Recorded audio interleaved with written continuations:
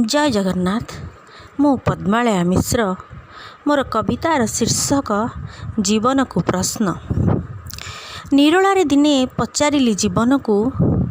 निरोलारे दिने पचारिली जीवन को एते द्रुतगति कहीं तोर सरीगला केबे पिलादिन पारलिनी जानी पुणी एई एबे तो छुईथिला यौवन हेले काई बोली देई टोपे धला रंग हेले काई बोली देई टोपे धला रंग छड़ाई नबार करुछु प्रयास मु बोली देई कला टिके तते भ्रमरे पकाई चलीछि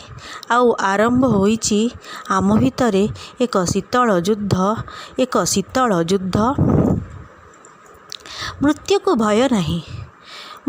भय नहीं हेले जीवाकू दे मन भरी शोइबाकू दे टिके माहा कोले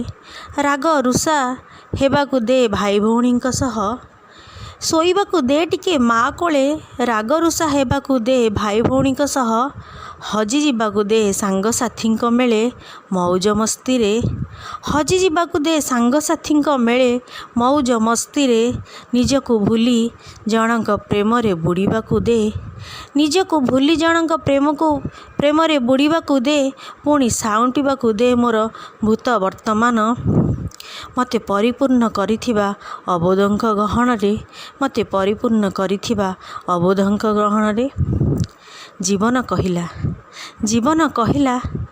शांत धीरचिते कले चिंता उन्मोचित हेब रहस्य शांत धीरचिते कले चिंता उन्मोचित हेब रहस्य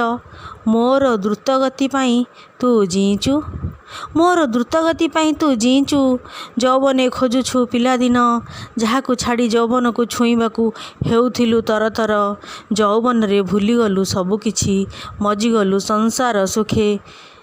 यौवने भूलीगलु सबुकिछि मजिगलु संसार सुखे मु चालिछि तो ठीक बेगरे तू ही पड़ीछु द्वंद्वरे वर्तमान रे न बंची केबे खोजुछु निजकू अतीतर पृष्ठारे तो पुणी केबे भविष्यतर स्वप्न रे केबे अतीतर पृष्ठारे तो पुणी केबे भविष्यतर स्वप्न रे। धन्यवाद। जय जगन्नाथ।